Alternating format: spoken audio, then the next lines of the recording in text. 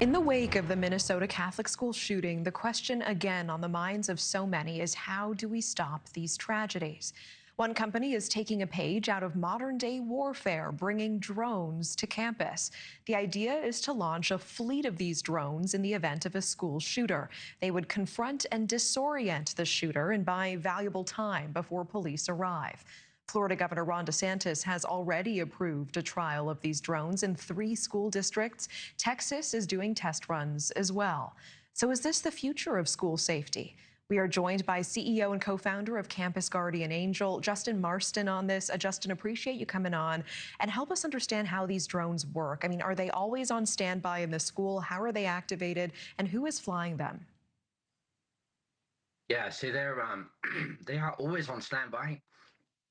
They're in a box, multiple boxes through the school, and yeah, if somebody presses a button, if somebody calls us, our goal is to respond in 5 seconds, be on the shooter in 15 seconds, and degrade or incapacitate in 60 seconds. And these are your workers somewhere who will be flying these drones? Yeah, we have a headquarters in Austin, and from there we can fly drones in any school in the country in 5 seconds. And we understand someone has to push a button. What if there's no access in order to make that call for help? Yeah, so there's multiple ways we get called. I think one here in this shooting that would have been useful is there's technology out there that looks at video and looks for guns. And so I think here we haven't heard the whole story yet, but I think that they caught the guns on video camera. They caught the whole thing on video camera. So in this particular case, I think, a video camera detection would have been the best technology to, to cue us to go. What does the drone use to attack the shooter? Can you speak, can you speak to the shooter through the drone, or what is actually happening here? Yeah, we can talk to the shooter through the drone. We typically go first with some kind of distraction, like a flash crash or a siren, and then after that we go with pepper rounds, and we will try and make it difficult for that person to see or to be able to breathe. And if they're still trying to murder children, then we will attack them with the drones themselves, where we just hit them with the drones at high speed. So I think here, that combination, if we had maybe 10, 15 seconds of head start before the shooting happened, then I think we could have responded extremely quickly just as the shooting was starting. And we've looked at other Catholic schools. We actually did one for a Jesuit school, a plan for deploying into a Jesuit school, and we thought about putting a box of drones outside the chapel because it is a place of mass gathering, and so it is a likely target for somebody like this. Explain why a shooter wouldn't just be able to use their weapon to shoot the drones down. Yeah, so it turns out that shooting these drones is incredibly difficult.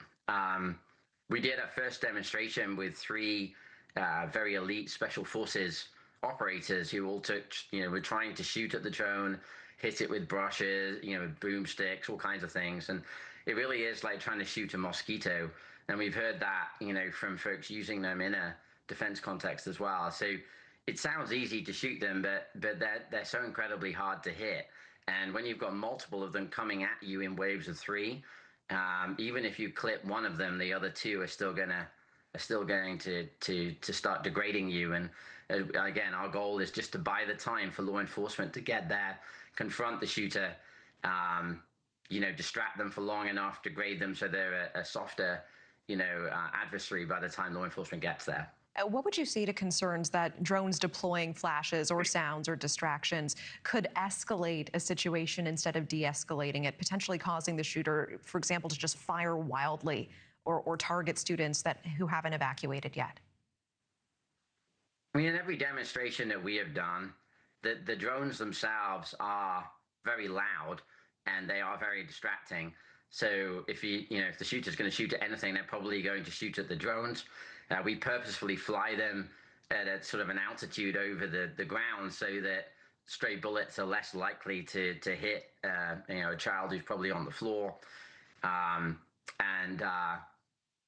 Yeah, I mean, we are always trying to de-escalate the situation first. But if this shooter, if a person in this particular case, if the person's shown up with 3 guns and they're making ready to shoot through windows outside a church, there isn't. I don't think. I mean, the situation's already escalated, and I think most parents at that point would want the shooter to be worried about protecting themselves rather than killing children. How expensive is this technology and who pays for it? Yeah, so we're about $4 a kid a month. So, roughly a tenth of the cost of my life insurance policy, or about the cost of one economy airline ticket for the whole of my kid's life in school. So we've really designed it to try and be, low cost enough for public schools en masse to adopt, as opposed to just pricing it for the most elite kind of private schools. And then ultimately, I mean, yeah, we've obviously been working with the state in Florida. We are working with others. We're starting to talk to other states, and we just feel like it is just it's a better answer than other ones that are out there right now.